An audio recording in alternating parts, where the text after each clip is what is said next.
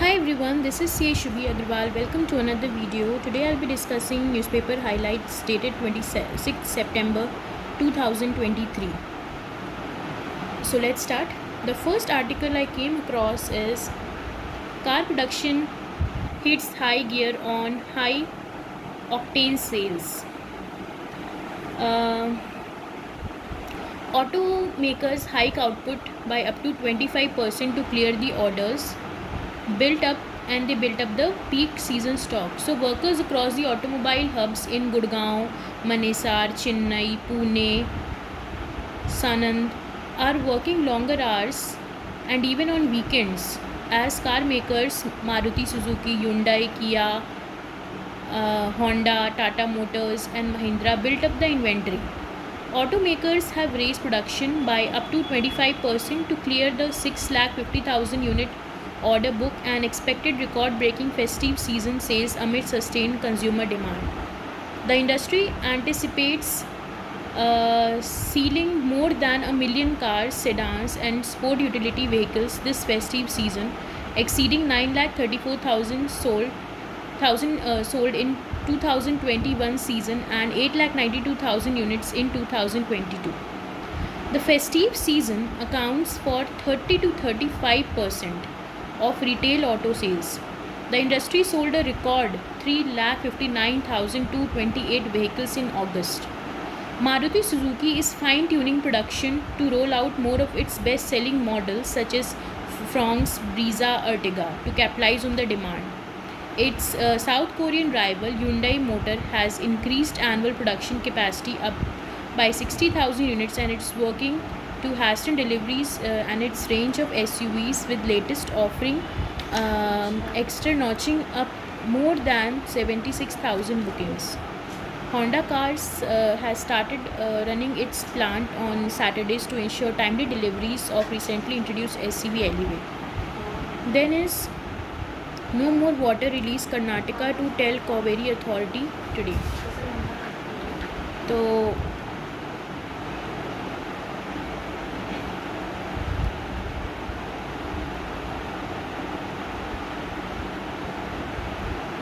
Karnataka will tell Kaveri water authorities that scarcity prevented release of water to Tamil Nadu. Chief Minister Siddharth Maya has said as Bangalore prepared for a Tuesday shutdown called by Pro Kannada and farmer organization.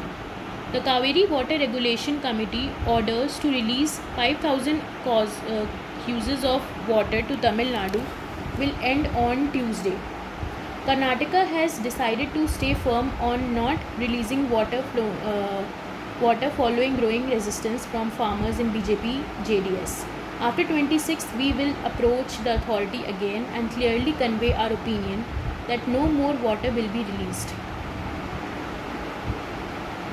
The disputes need to be handled dedicatedly without jeopardizing the interest of the state and dignity of the judiciary. The government was in constant touch with the legal and irrigation experts and will take decisions based on the advice.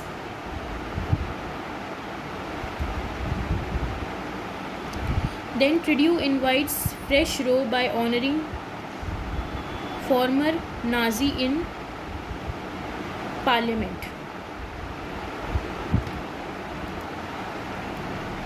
So after starting a row with India, Canadian Prime Minister Justin Trudeau may have pitched up a battle with Israel by inviting an ex-Nazi to the country's parliament on occasion of a visit by Ukrainian President Volodymyr Zelensky last week. Canadian House of Commons Speaker Anthony Rota on Saturday issued an apology to the Jewish community for honoring Yaroslav Yunka, 98, who served in a Nazi division in Ukraine during the Second World War. The apology came after Canada's leader of opposition, Pierre Poilievre, pointed out Trudeau's appalling error in judgment as the Prime Minister office is responsible for arranging and vetting all guests and programming for state visits. In a post on X, Poilievre said Liberals arranged for a Nazi veteran to be recognized on the floor of House of Commons during the Zelensky's visit and demanded an apology from the PM. Earlier, Pahlavi had pulled up Trudeau for not providing evidence against India in killing of Khalistani separatist Hardeep Singh Nijjar in Canada.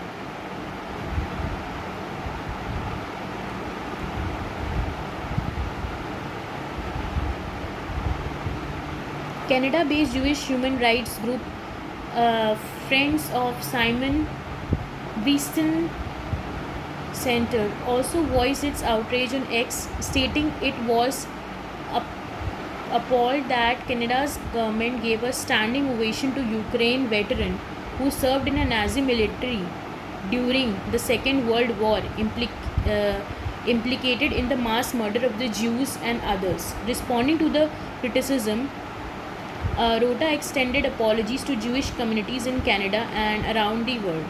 He regretted recognizing Hanka, who was in the gallery during the Zelensky's address in the Canadian Parliament, and took full responsibility for his action.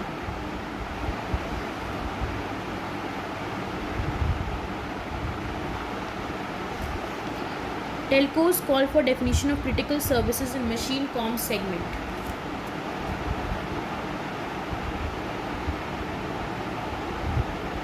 So India's telecom industry believes that a delay in defining critical services in the machine-to-machine M2M segment can have security implications. Most of the services are being rolled out currently on non-licensed spectrum. A senior executive at one of the telecom firms said that many critical M2M services, including those in the power and infra sectors, are running on unlicensed spectrum without any testing, mentoring, and compliances.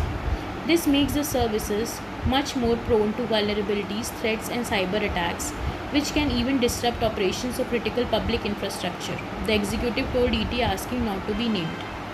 The operators have been holding regular discussions with the Department of Telecommunications over the issue, seeking definition of critical M2M services. One of the critical services are defined, they have to be provided mandatorily utilizing licensed spectrum and in compliance with all the quality of these services and other security conditions. Another executive said services like autonomous cars, remote surgeries, financial transactions need top level security, which can only be provided when all the parameters are tracked and accounted for. The government has administrative control over licensed telcos, and we follow all the security parameters and guidelines. In contrast, devices using unlicensed spectrum have limited security, said the executive. The Telecom Regulatory Authority of India (TRAI) in 2017 had given recommendations on the spectrum, roaming, and QoS related requirements in M2M communication. In the proposal, it was proposed that the DOT, Department of Telecommunication, should identify critical services in the M2M segment, and these services should be mandated to be provided only by connectivity providers using licensed spectrum. The DOT had accepted the recommendations in March this year. DOT through an interministerial working group identified 20 services as critical services and sought comments from all the stakeholders in the M2M ecosystem, including all central ministries, by April 15.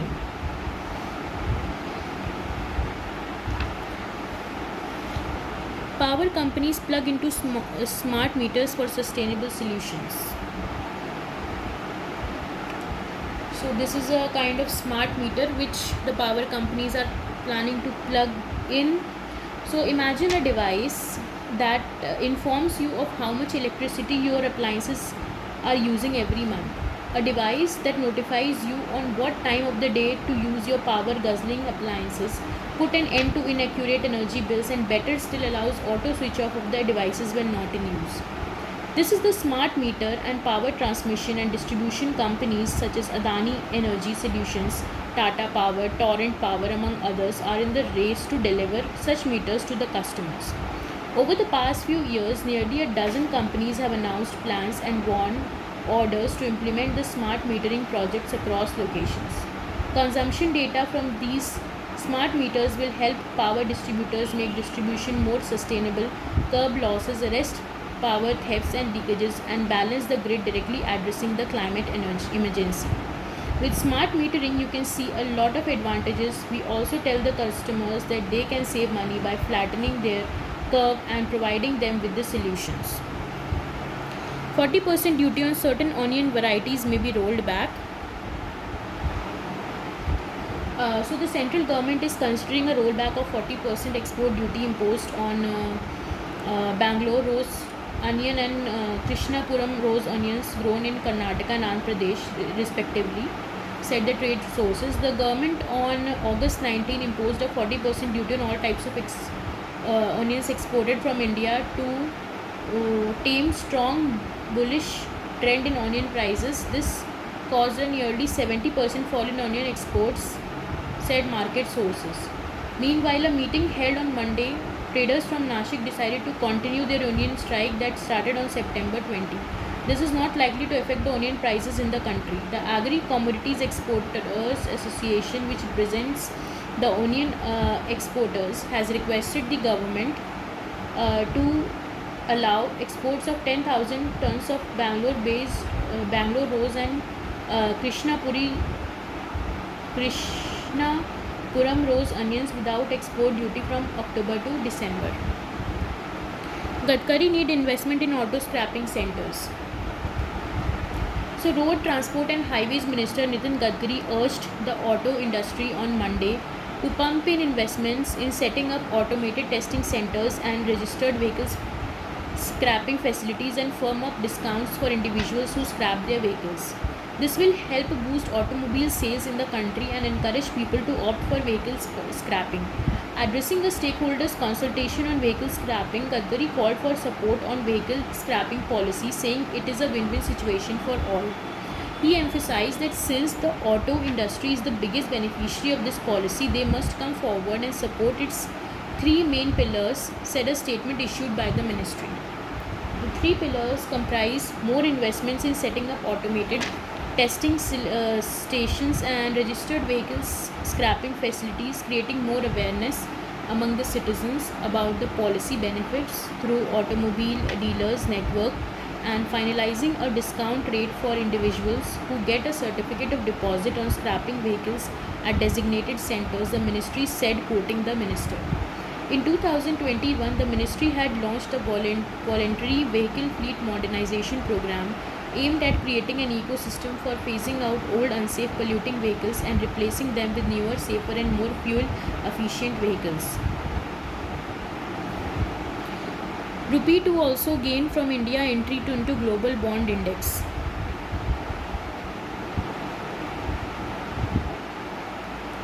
So the inclusion of India in a major global bond index and anticipation of more such announcements will likely bolster the rupee vis-a-vis its peers, even as the probability of US interest rates remaining high for longer theoretically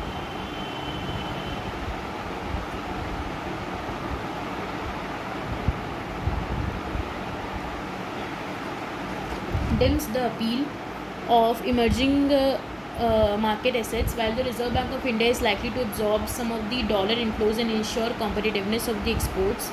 The stable influx of overseas funds is seen providing the rupee a cushion against a multi-year ascent in US bond yields and hardening crude oil prices. Major dollar inflows on account of index inclusion are not expected for around 6 months, but at the time when peer units such as Chinese yuan and Malaysian ringgit have been taking a beating against the greenback, the view of the rupee remains constructive. The inclusion of India in one of the major global indices is a clear medium-term positive, both from the flow perspective and additional inflows which can bring in if other index providers also include India. Last week, JP Morgan said India would be included in the Government Bond Index Emerging Market Global Index suite starting June 2024, a development that is expected to bring in over $20 billion of stable inflows to India's sovereign bond market over 2 years. Following the move, traders hope for a similar announcement by the Bloomberg Global Aggregate Index. RBI concerned over high bad loans at urban co-op banks.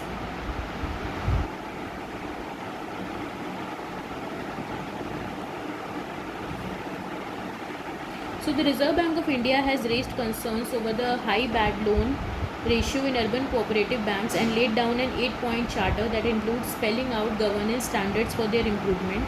Governor Shaktikanta Das said that even as UCBs have their cumulative non-performing assets ratio improved to 8.7%, this is not a comfortable number. The banking sector's gross NPA has eased to decade low of 3.9% at the end of the March. Gradually, some of the UCBs have high NPAs, which according to Das is not at all satisfactory. In an interaction with the directors of some of the Mumbai-based UCBs on Monday in a financial capital, Das urged them to work on improving asset quality and bettering underwriting standards. He told them to focus on bad loan recovery, especially from top 20 defaulters in the sector, which account for 60% of the total overdue. The list includes people who are doing well in their business. Das said, suggesting the loan recovery from these accounts could improve the sector asset quality profile. Large unutilized company may be large unlisted company may be regulated. So this is the last for today.